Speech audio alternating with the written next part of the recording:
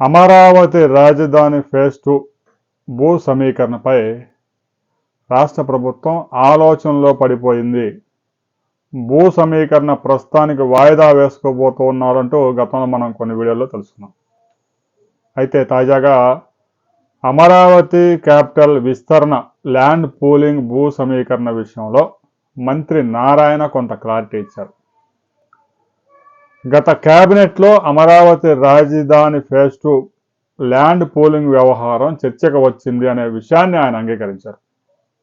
అయితే ముఖ్యమంత్రి స్వయంగా ల్యాండ్ పూలింగ్కి సంబంధించిన వ్యవహారం మీద మంత్రివర్గ ఉపసంఘాన్ని నియమించి ఆయా గ్రామాల్లో పర్యటించి రైతులందరితో మాట్లాడి వారి అభిప్రాయాలు తీసుకొని మంత్రివర్గ ఉపసంఘం నిర్ణయం మేరకు ఫైనల్ డెసిషన్ తీసుకుందాము అని చెప్పారట.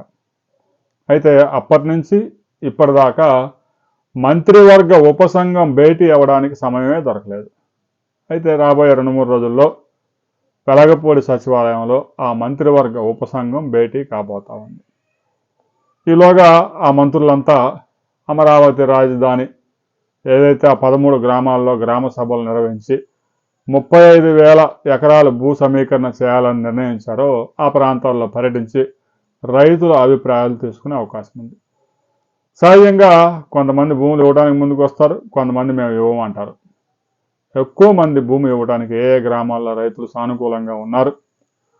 ప్రభుత్వం 35,000 ఎకరాలు కాకుండా దాన్ని 20,000 ఎకరాలకు కుదించే అవకాశం ఉందా, మంత్రివర్గ ఉపసంఘం ఎలాంటి నిర్ణయం తీసుకోబోతా ఉంది అనే వివరాలు రాబోయే 2-3 రోజుల్లో తేలిపోతాయి. అయితే అమరావతి రాజధానిలో నిర్మాణ పనులు అనుకున్న విధంగా జరగడం లేదు అంటూ వస్తున్న విమర్శలు వార్తల్ని మంత్రి నారాయణ కొట్టివేశారు. 36 నెలల్లో అమరావతి రాజధానిలో పనులన్నీ పూర్తి చేస్తామని ప్రకటించారు.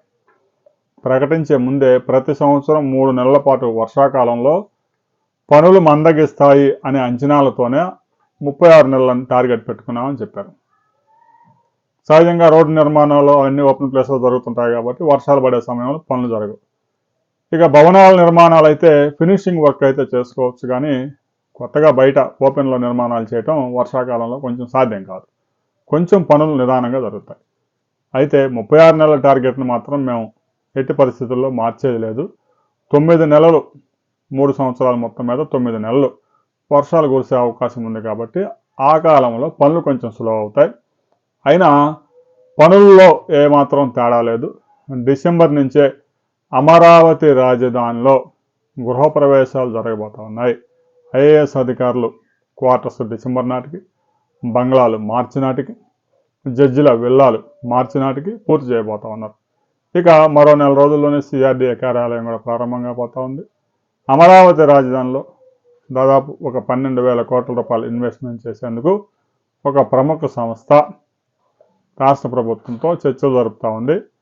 మరిన్ని వివరాలు మరికొంత ముందుకు వెళ్ళిన తర్వాత, ప్రోగ్రెస్ జరిగిన తర్వాత మరిన్ని వివరాలతో మనం మరో వీడియోలో కలుసుకుందాం.